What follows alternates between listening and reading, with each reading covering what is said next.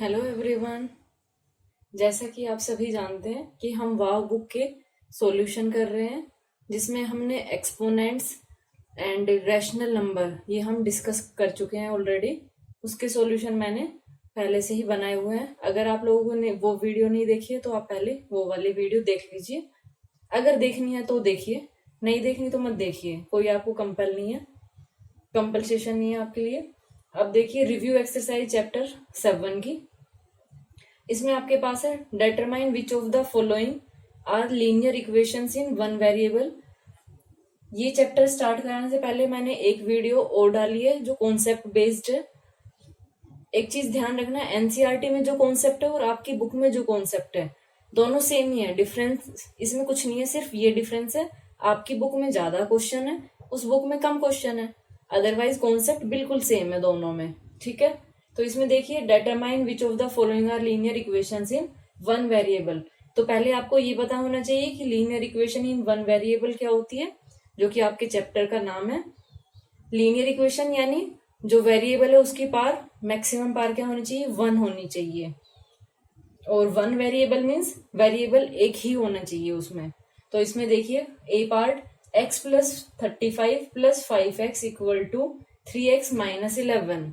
अब इसमें बताइए आप, क्या ये लीनियर इक्वेशन है? तो इसके लिए हम चेक करेंगे पहले पार, वेरिएबल की पार चेक करिए। x की पार यहाँ पे कुछ नहीं है, मीन्स 1 है। यहाँ x इसकी पार 1 है, x इसकी पार 1। तो ये लीनियर इक्वेशन है। अब वेरिएबल हम चेक करते हैं इसमें कि वेरिएबल 1 है या नहीं है। x x x, तो ये सारे सेम है, means linear equation in one variable, ये आपकी इक्वेशन है। नेक्स्ट आप देखिए B part, x plus Y plus 4 equal to 0। Linear equation check करेंगे, मीन्स हाईएस्ट पावर 1 होनी चाहिए। तो x की पावर 1, y की पावर 1। अब हम चेक करेंगे वन वेरिएबल, क्या इसमें वन वेरिएबल है? आपके पास यहाँ 2 वेरिएबल है, एक x है एक y है। तो ये लीनियर इक्वेशन तो है, लेकिन ये वन वेरिएबल में नहीं है, तो इसको आप क्या करोगे, नो। अब इसमें देखिए x की पावर 1, y की पावर 1, लेकिन x y 2 वेरिएबल आ गए, तो ये भी क्या होगी, नो। नेक्स्ट देखिए x की पावर, अब वेरिएबल तो इसमें सेम है, देखो x x 1 वेरिएबल तो है, लेकिन इसमें पावर क्या है यहाँ पे 2। अगर इसकी पावर 2 है तो ये लीनियर इक्वेशन नहीं है, ये आपकी क्वाड्रेटिक इक्वेशन हो जाती है। तो ये भी आपका नो। ठीक है, अब सेकंड क्वेश्चन देखते हैं। Next question number 2, determine which of the following pair of equation are equivalent. Pair of equation are equivalent. तो इक्विवेलेंट में आप क्या चेक करेंगे कि जो ये दोनों आपके पास इक्वेशन है, इनमें x की वैल्यू या जो भी वेरिएबल उसकी वैल्यू इक्वल आ रही है या नहीं। तो इसमें देखिए फर्स्ट ए पार्ट है x माइनस 5 इक्वल टू 4। तो इसको सोल्व करने के लिए ट्रांसपोजिंग करेंगे आप, x इक्वल टू 9, ये एज इट इज रहेगा। 5 को आप -5 को ट्रांसपोज करोगे तो ये प्लस हो जाएगा, plus 5। x equal to 9 plus 5 14। x equal to क्या आ गया, 14। अब इसमें देखिए 2x minus 8 equal to 3x plus 6। अब इसमें आप जो वेरिएबल टर्म्स हैं उनको एक साइड में रखेंगे और जो कांस्टेंट टर्म है उनको एक साइड में रखेंगे। तो ये आपके पास क्या आया, 2x। 3x को आप ट्रांसपोजिंग करोगे लेफ्ट हैंड साइड में, तो ये क्या हो जाएगा, माइनस 3x इक्वल टू, अब ये 6 एज इट इज यही रहेगा। 8 को आप ट्रांसपोज करोगे -8 को, तो ये आपके पास क्या हो जाएगा, प्लस। अब इसमें देखिए 3x माइनस 2x 1x, और ग्रेटर नंबर 3 है, इसके सामने साइन माइनस है, तो ये क्या आएगा, माइनस 1x इक्वल टू 14। तो x इक्वल टू क्या आया, -14। क्या ये दोनों वैल्यू सेम है? नहीं है, क्योंकि एक में पॉजिटिव है एक में नेगेटिव है, तो ये नहीं है इक्विवेलेंट। तो आप यहाँ पे लिख दोगे नोट इक्विवेलेंट। अब इसमें एक चीज और ध्यान रखिए, जो मैं आपको बोल रही हूँ ट्रांसपोजिंग -5 टू RHS, ये आप अपनी साइड से नोटबुक में नोट कर लेंगे। ठीक है, अब बी पार्ट देखिए, बी पार्ट में है 3y plus 7 equal to y plus 5, and the second equation is y -7 equal to 1 - 3y। अब इस इक्वेशन को सोल्व करते हैं। वेरिएबल एक साइड में रखेंगे और जो कांस्टेंट टर्म है वो एक साइड में। ट्रांसपोज करेंगे, ट्रांसपोजिंग y टू LHS, तो ये आपके पास क्या आएगा 3y - y इक्वल टू 5 ही रहेगा। जो 7 है इसको आप ट्रांसपोज करोगे राइट हैंड साइड में, transposing 7 to right hand side, तो ये आएगा आपके पास -7। 3x minus X, sorry 3y - y 2y equal to 5 - 2 -2।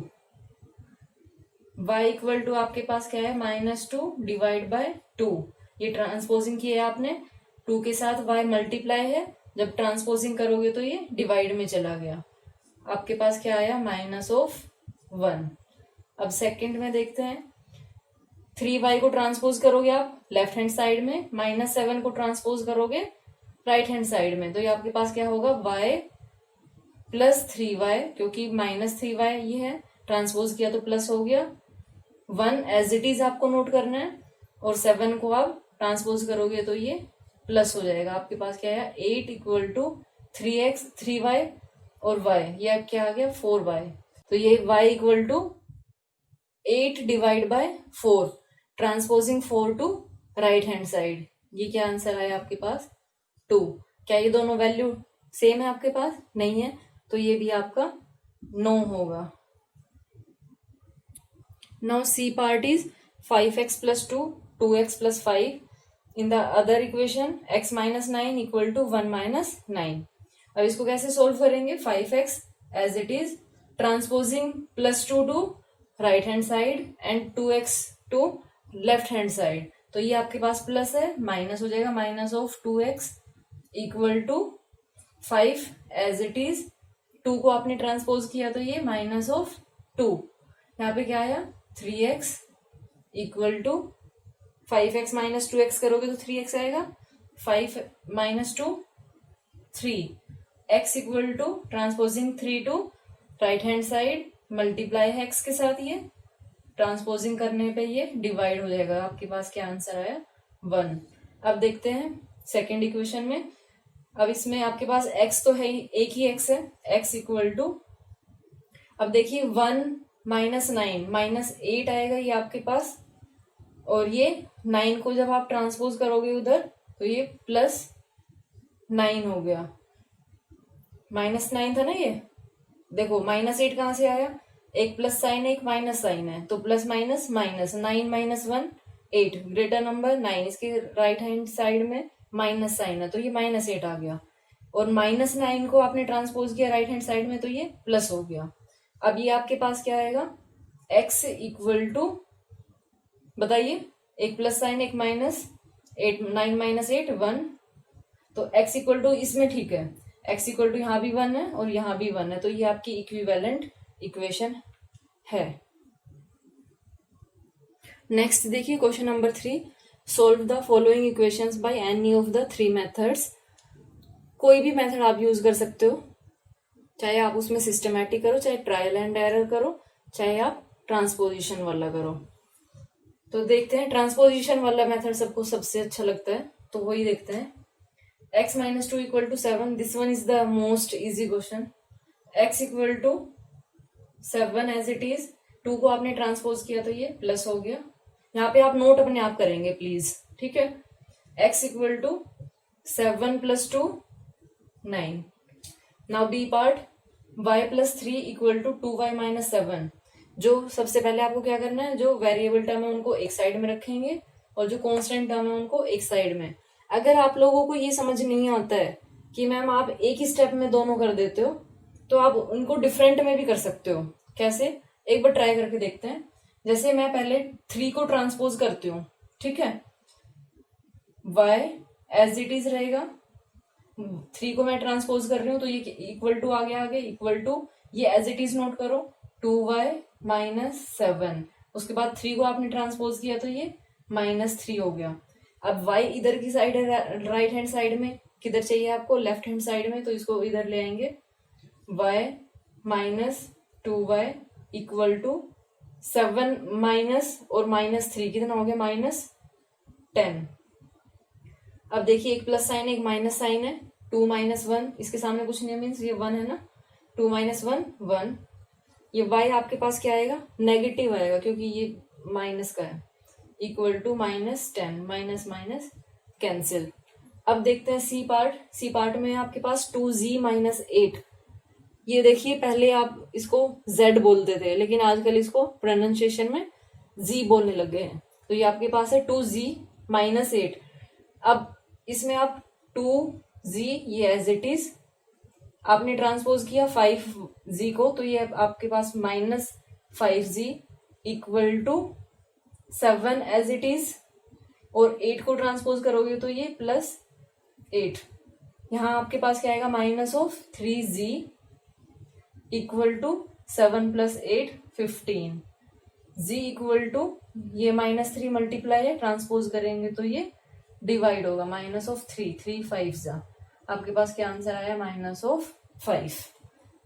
ठीक है, नेक्स्ट देखते हैं। नेक्स्ट है आपके पास डी पार्ट। डी में आपके पास है 3x + 8 equal to 4x - 6 within bracket +8। अब यहाँ पे ब्रैकेट लगाने का कोई मतलब नहीं है, ये ऐसे ही सिर्फ आपको कंफ्यूज करने के लिए लगाया है। अदरवाइज इसको अगर हटा भी देते हो तब भी कोई फर्क नहीं पड़ेगा। ठीक है, अब इसको देखिए कैसे सोल्व करेंगे हम। पहले हम x वाले कलेक्ट कर लेते हैं, 3x। अब मैं इसको कहीं नहीं लेके जा रही हूँ तो इसको आप एज इट इज नोट करेंगे, +8। 4x को ट्रांसपोज किया आपने लेफ्ट हैंड साइड में, तो ये आपके पास क्या है? -4x equal to -6 + 8। इसको आप सोल्व कर लिए, ये आपके पास क्या आएगा? +2 आएगा। एक -6 है ना, ये -6 + 8, तो ये 2 आ गया आपके पास। -4x + 3x क्या आएगा? -x। अब 8 को आप ट्रांसपोज करिए, 8 जब राइट हैंड साइड में जाएगा तो ये क्या आएगा? 2 - 8, क्योंकि 2 तो एज इट इज यही रहेगा ना। आप लोग यहाँ मिस्टेक करते हो, इसको लिख देते हो, -8 लिख दिया, फिर यहाँ पे प्लस माइनस कुछ भी अपनी मर्जी से लगा देते हो, तो इसमें ध्यान रखना। -x equal to -6, minus minus cancel. यहाँ पे एक प्लस साइन था एक माइनस साइन था, नंबर्स को आपने माइनस किया, 8 - 2 6, और ग्रेटर नंबर आपके पास माइनस था तो यहाँ माइनस आया। इधर की साइड भी माइनस चल रहा था तो ये कैंसिल हो गया। उसके बाद ई पार्ट देखिए। ई पार्ट में है आपके पास 2x equal to 2x + 2/5 is equal to x - 5। First we will collect the variable terms. 2x, x को जब आप लेफ्ट हैंड साइड में लेके आएंगे तो माइनस हो जाएगा, -x इक्वल टू, अब ये -5 आप एज इट इज नोट करिए, कभी इसको प्लस कर दो अपनी मर्जी से, क्योंकि इसमें हमने कोई चेंज नहीं किया, तो -5 एज इट इज। 2/5 को आप ट्रांसपोज कर रहे हो राइट हैंड साइड में, तो इसका साइन चेंज हो जाएगा, -2/5। ठीक है, अब इसको सोल्व करिए। 2x - x, x आएगा क्योंकि इसके सामने कोफिशिएंट क्या होता है? 1 इक्वल टू, अब इसमें एलसीएम लीजिए, एलसीएम 5 होगा 1 और 5 का। 5 को डिवाइड किया 1 से, 5 आया, 5 × 5 25, माइनस साइन है, और -25 -5 को 5 से डिवाइड किया 1, 1 × 2 2। फाइनल आंसर क्या होगा आपके पास? x equal to minus of, दोनों माइनस साइन है, अगर दोनों माइनस साइन है तो नंबर्स को हम ऐड कर लेते हैं, -27 divide by 5। Next F part.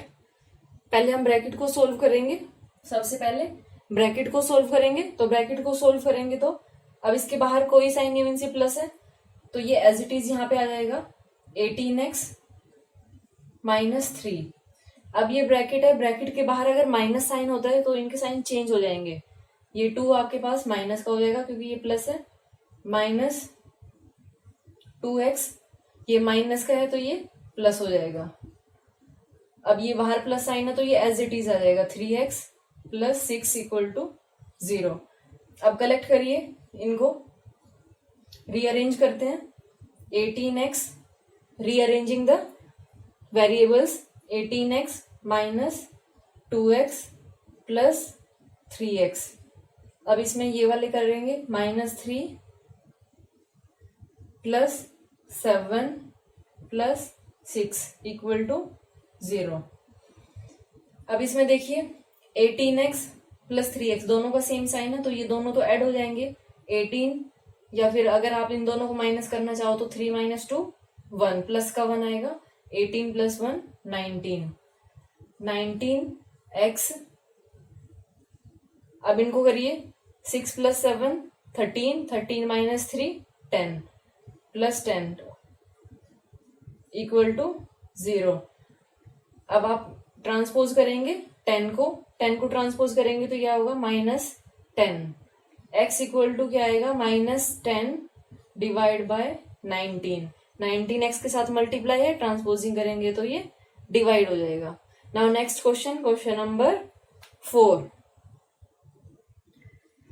The difference between two integers is 19 if their sum is 95, find the integers. ये आपके पास क्वेश्चन है कि जो टू इंटीजर आपके पास है जिसमें उनका डिफरेंस कितना है, 19।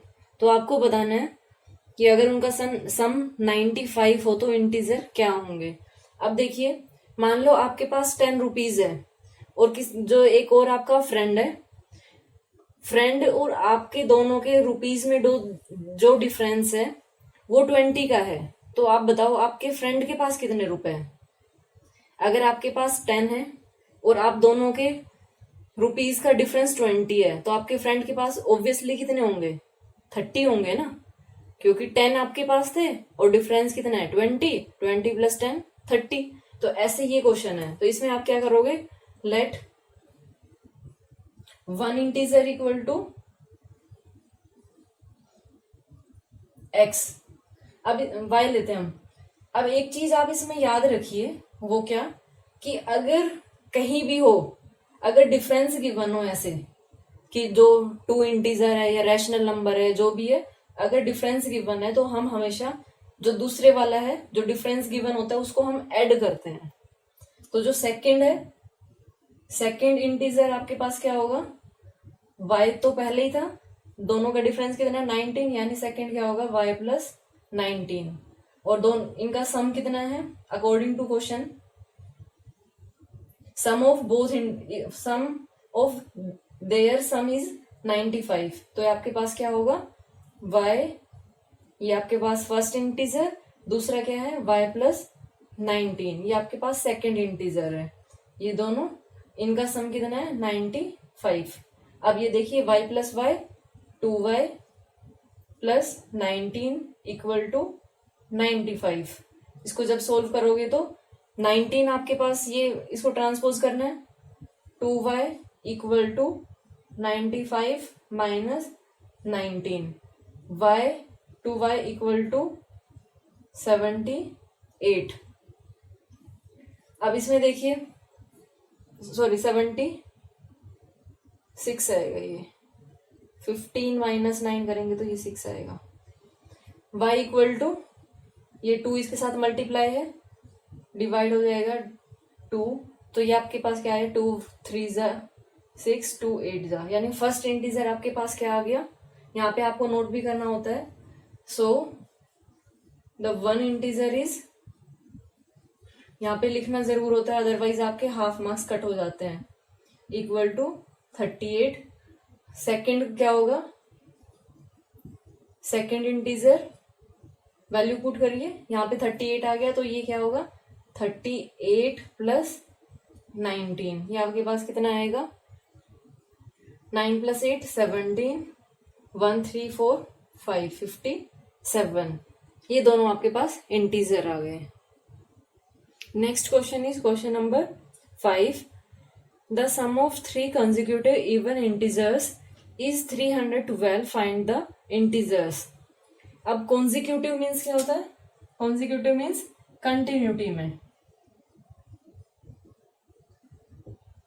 ठीक है, आपको कंटिन्यूटी में लेने हैं, इवन होने चाहिए ये, कैसे, इवन। अब इसमें एक बार आप बेसिक समझिए कि इसके लिए बेसिक क्या यूज करेंगे हम। मान लो आपके पास इवन नंबर हम कोई भी लेते हैं, आपने स्टार्ट किया, चलो 2 से ही देखते हैं, 2 4 6, ये आपके पास इवन इंटीजर है। अगर मैं इसको y ले लेती हूं,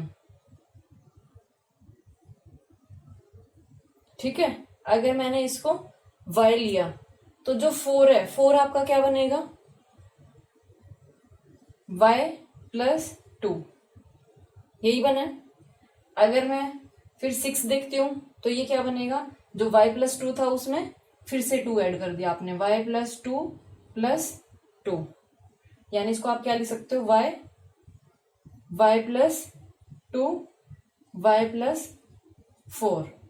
अगर आपके पास इवन हो चाहे आपके पास ओड हो, ओड में भी आपका यही हो जाएगा, यहाँ 1 3 5, लेकिन जो ये आप नंबर लोगे ना, ये याद रखना कि ये y प्लस 2 y प्लस 4 लेना है आपको, ठीक है, कभी इसको मिस्टेक करके आओ। इवन इंटीजर कंटिन्यूटी में y प्लस 2 y प्लस 4 ऐसे आपको लेना है। अब क्वेश्चन देखते हैं, इसमें आप कैसे करोगे, लेट द फर्स्ट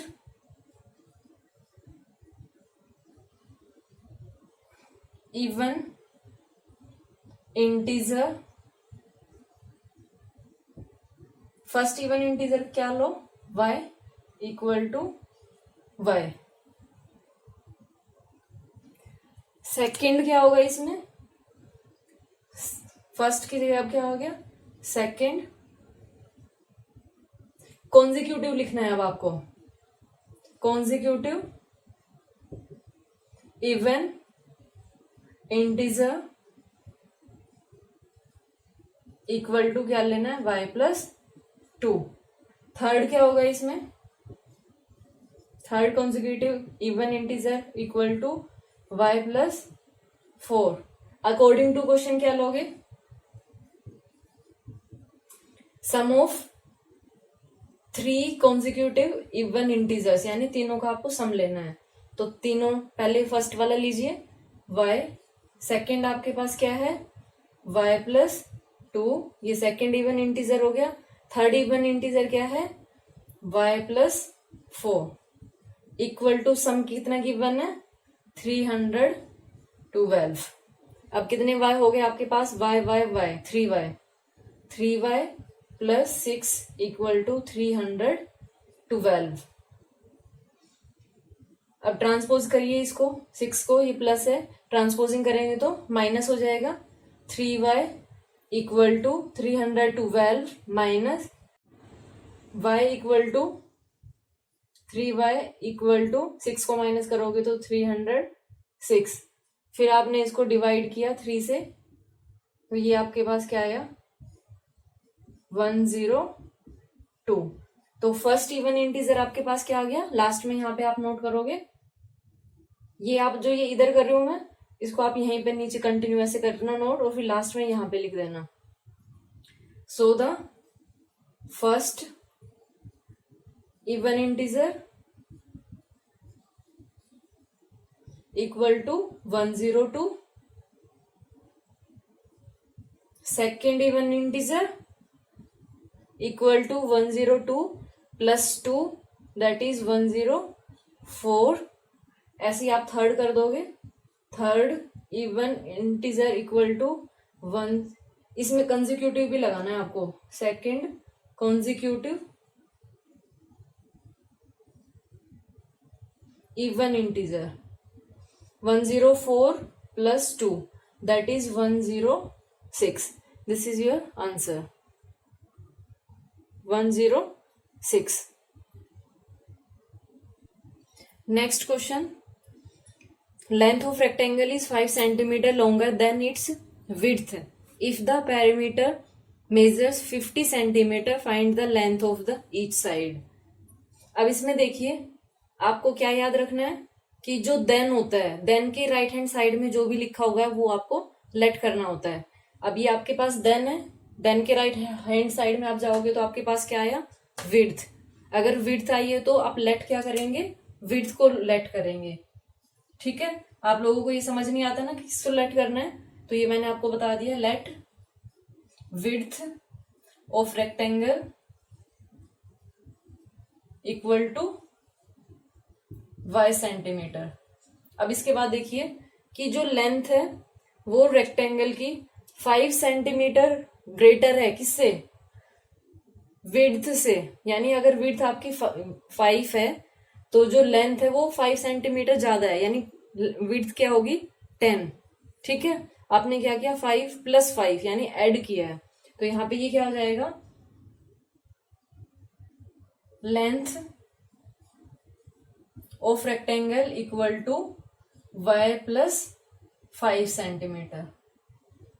देन उसके बाद क्या है? पेरीमीटर गिवन है। अगर पेरीमीटर गिवन है तो इसके अंदर आप पेरीमीटर वाला फॉर्मूला लगाएंगे। पेरीमीटर अकॉर्डिंग टू क्वेश्चन देखिए, अब पेरीमीटर का फॉर्मूला क्या होता है? 2 × लेंथ + ब्रेथ, ये होता है। ये इक्वल टू कितना गिवन है आपको? 50। अब लेंथ और ब्रेथ की देखिए, लेंथ आपके पास कितनी है? y + 5 और ब्रेथ या विड्थ आपकी कितनी है?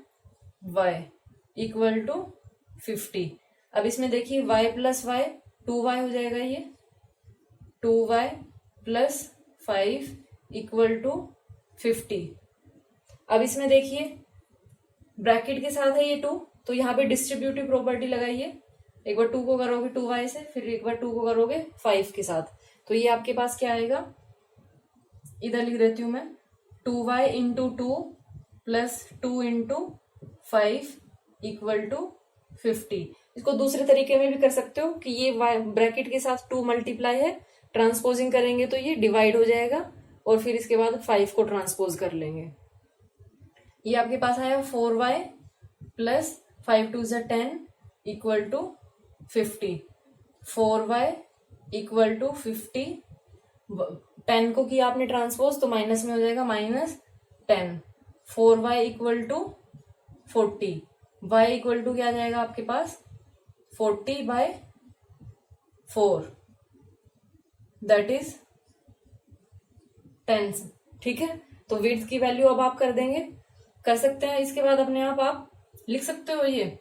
सो द विड्थ कर दोगे ना, विड्थ ऑफ रेक्टेंगल क्या हो जाएगी आपके पास? 10 सेंटीमीटर और लेंथ क्या हो जाएगी? लेंथ आपके पास क्या होगी? ये 10 + 5 दैट इज 15 सेंटीमीटर।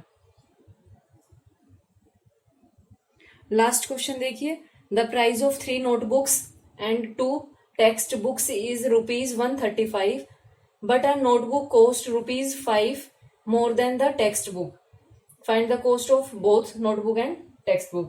अब इसमें देखिए, अगर आपको कहीं देन दिया है तो वहां से आपके पास इजीली क्वेश्चन सोल्व हो जाएगा। A notebook costs ₹5 more than आ गया, और देन के राइट हैंड साइड में क्या है? Note text book. तो लेट आप क्या करोगे? टेक्स्ट बुक है जो उसकी कोस्ट करोगे, let cost of text book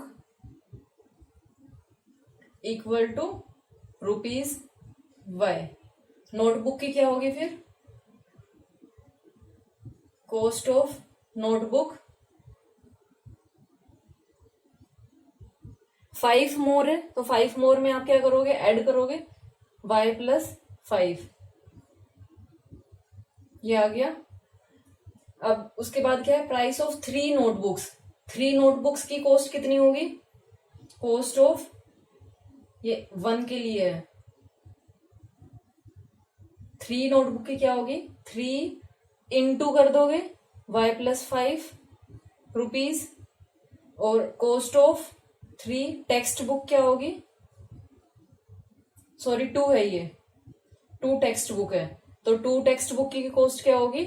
2 × y rupees. अब अकॉर्डिंग टू क्वेश्चन आपके पास क्या है? अकॉर्डिंग टू क्वेश्चन इन दोनों की कॉस्ट कितनी है? 135। 3 × y + 5 plus 2y equal to 135। अभी आपके पास इक्वेशन बन गई, इसको इजीली सोल्व कर सकते हो। इसमें देखिए डिस्ट्रीब्यूटिव प्रोपर्टी लगाओगे, 3 को एक बार y के साथ एक बार 5 के साथ मल्टीप्लाई किया, ये आपके पास आया 3y plus 15 plus 2y equal to 135। 3y 2y कितना हो गया 5y। 15 को ट्रांसपोजिंग उधर करेंगे 135 माइनस 15, तो आपके पास ये कितना आएगा 5y इक्वल टू 120, ये 120 आएगा। y equal to 120 divide by 5, ये आया 24। तो कोस्ट ऑफ आपके पास नोटबुक आ गई। लास्ट में आप अपने आप नोट करेंगे। अब कोस्ट यहाँ लास्ट में लिखेंगे, so the cost of a text book equal to ₹24, cost of a notebook equal to 24 plus 5 that is ₹29। Okay, ये सॉल्यूशन था रिव्यू एक्सरसाइज का। जल्द ही नेक्स्ट एक्सरसाइज का सॉल्यूशन लेके आऊंगी। Thank you so much.